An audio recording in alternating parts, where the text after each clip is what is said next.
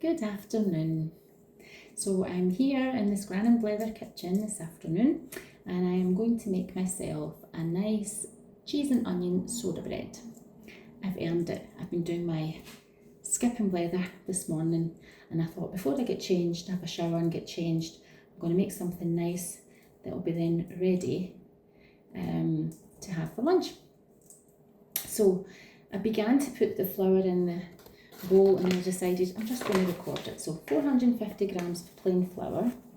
I already have some in here, so I'll just put it up to the 450. And let's see how we go. 150. Set that aside, that's a little bit more than I need.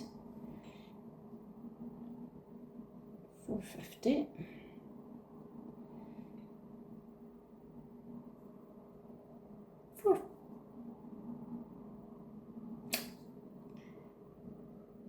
450, there we go. 450 of plain flour. And to that, I'm going to add a teaspoon of garlic granules.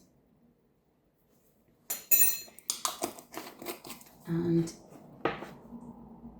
also to just this excess flour on this bowl just now. And to that, I'm just going to sift in a teaspoon of bicarbonate of soda. Sort of level teaspoon of bicarbonate of soda. Because we're using, excuse me, because we're using buttermilk, and there's a reaction with the chemical reaction with the buttermilk and the bicarbonate of soda to give the bread its rise, which is why it doesn't have yeast. And so we just mix that in. Oh, salt. Teaspoon of salt. I'm using sea salt. You can use table salt if you want to use table salt. I use sea salt. I prefer it. Teaspoon. I'll keep that sort of level. Don't want to over salt it because I'm putting cheddar, extra mature Scottish cheddar in. So just mix that in.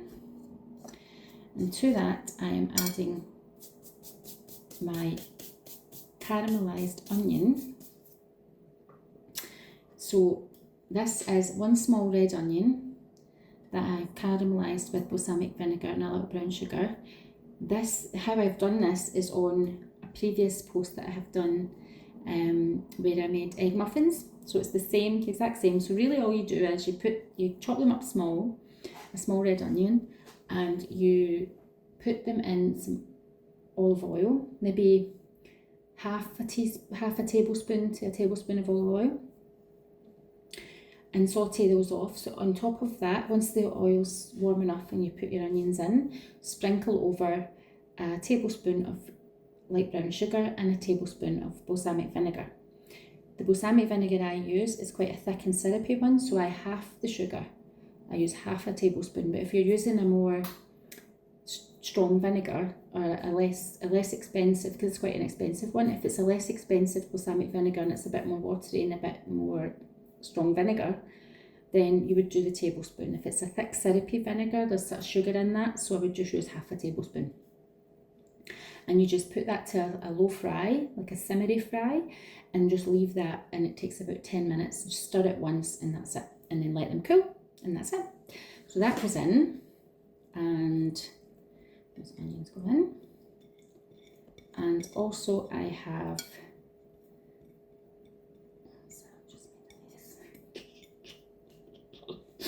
I always have to get my hands in, don't I?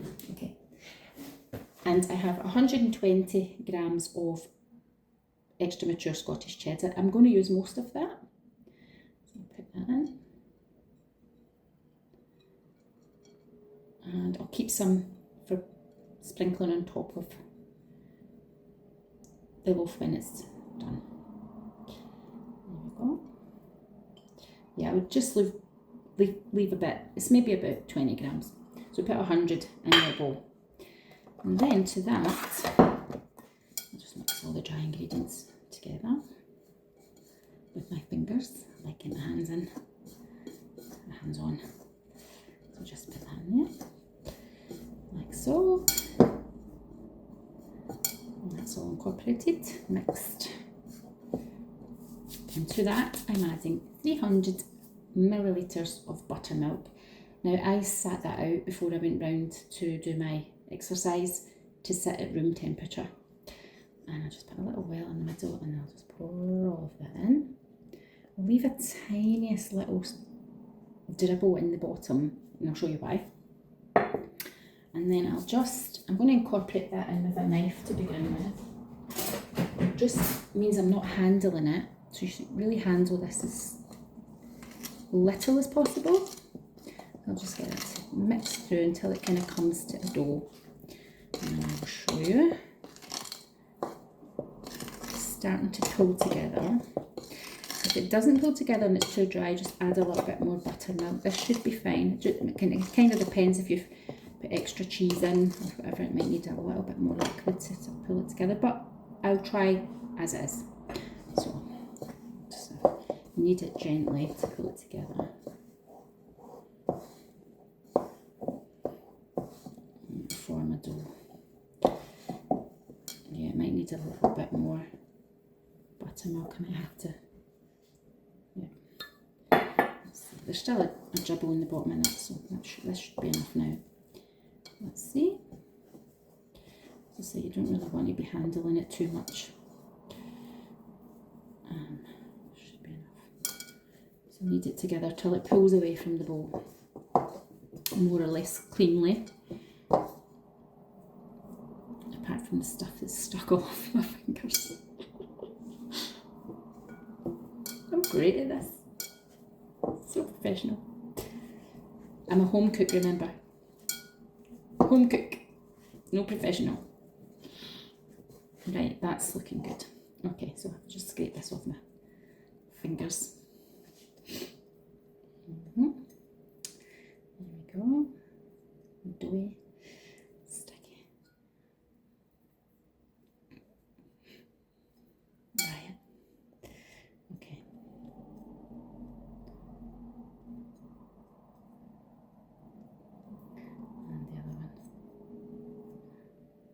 Could have done this better. You know, I make this all the time and I'm never usually like clumsy looking like this.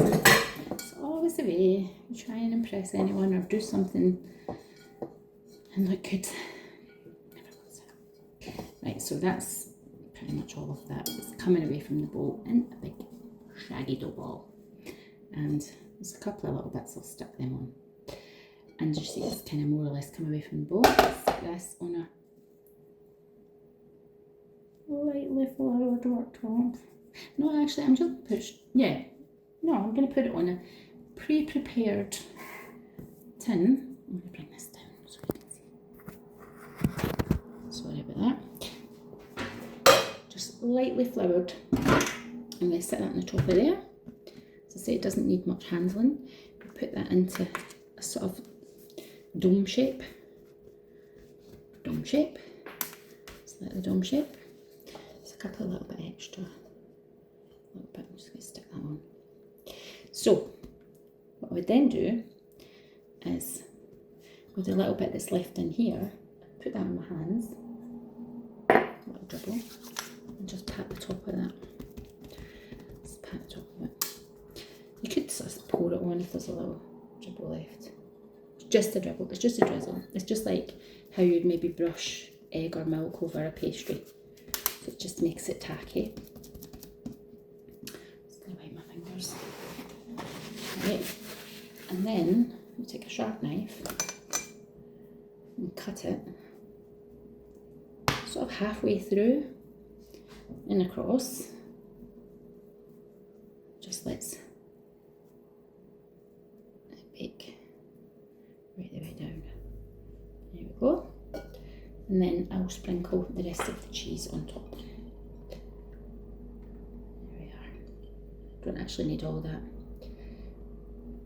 And that should just stick onto the little bit of extra buttermilk there that we've patted on top. And that is it. How easy is that? And I was slower than usual there in pulling all that together, but it took about 5 minutes, 10 minutes. have an oven, preheating fan at 180, and it will go in there, I would say between 35 and 40 minutes, but I'll check it after 30.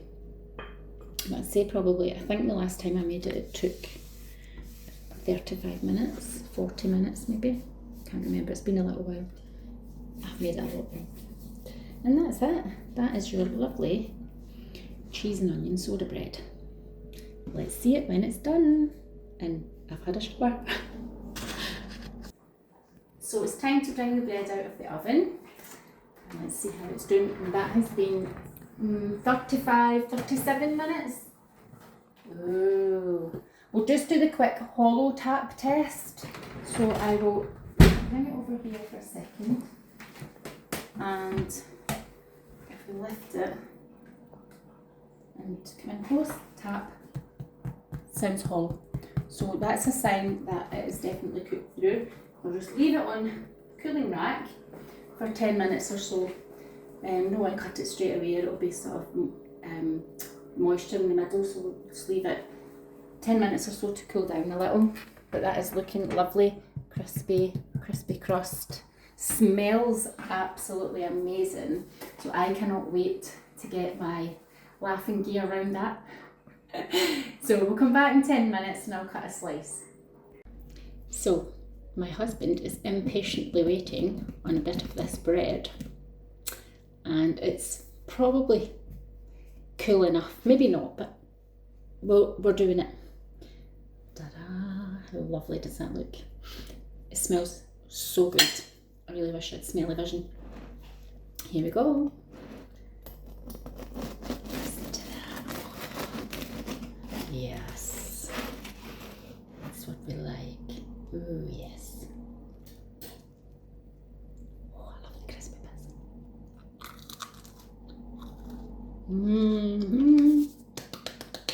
It's a win. There we go. Beautiful. You can see the lovely pieces of onion through. And it's perfectly cooked. Get some butter on this and get this through. Oh, it's just delicious. You could eat it without butter actually, it's so nice. But a little bit of butter just to melt on the top.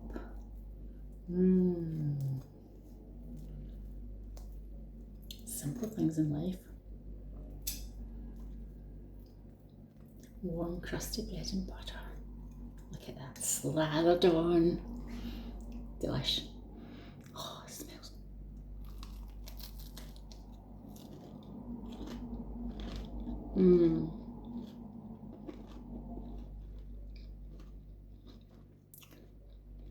That is heavenly. Beautiful. So soft, like the bread is so soft. It's almost scone-like, but not so. You could, and it keeps good for a few days as well. It's really delicious, absolutely delicious. I say this all the time, but you have to make it. You have to make it to enjoy it. Highly recommend it.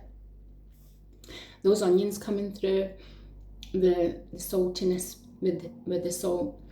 Sorry, the saltiness with the cheese, and the nice strong flavour of the cheddar. You could use other cheese if you like other cheese. Gruyere would be nice in this too, and even a cheese with a little bit of chilli through it or something. You could experiment with the flavours, but this in itself is simplicity. It's absolutely delicious. Yeah, the caramelised onion and the cheddar just goes beautifully, and the crispy golden top. And that was in my oven. It was just shy of 40 minutes, in between 35 and 40 minutes, about 37 minutes. Yeah, perfect, absolutely perfect, beautiful. And if you make it, please comment, because I know you're going to love it.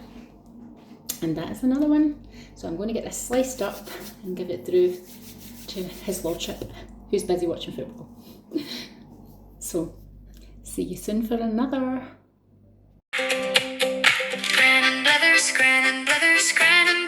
Come on in, Scran and Blethers, welcome to good food and good good chat.